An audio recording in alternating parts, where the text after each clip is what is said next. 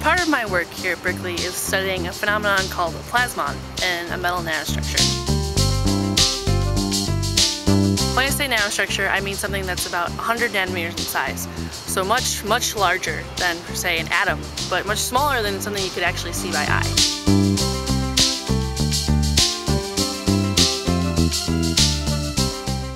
We're interested in studying metal nanostructures specifically.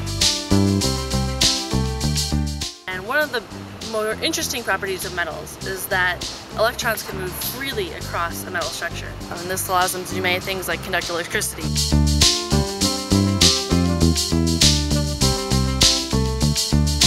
The key difference between a metal and, say, an insulator is when we say an insulator, we think of the electrons being confined to specific atoms that make up that insulator.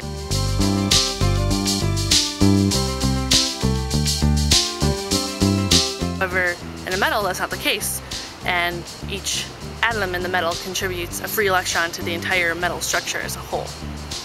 Now, usually all these free electrons are moving about randomly in every which direction across the entire metal nanostructure.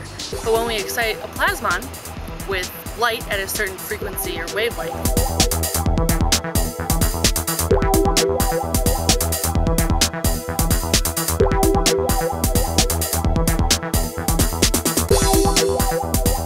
we can get all the electrons in that metal nanostructure to move as one collective unit.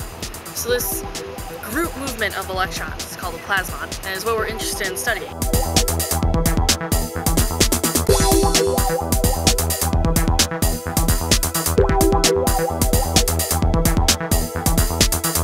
Now, very similar to a bell, like when you change its size and shape, you change the sound you hear from the bell.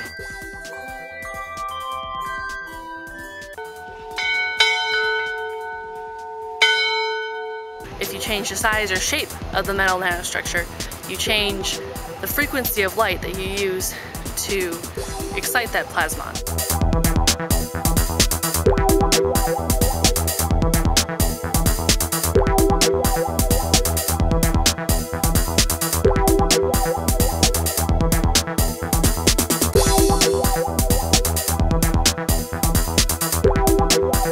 So in that way we can kind of change the properties of this plasmon, this coherent electron motion.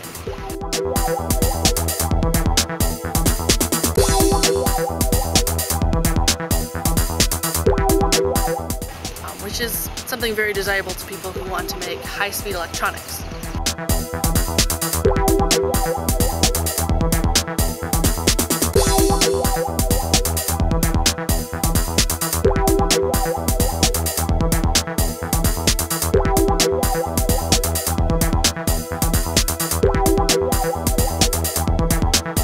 These electrons are moving very quickly, and you can almost think of them as like cars on a racetrack. They have lots of energy, and they might do things like crash into each other. And our group is interested in kind of watching these collisions happen in real time.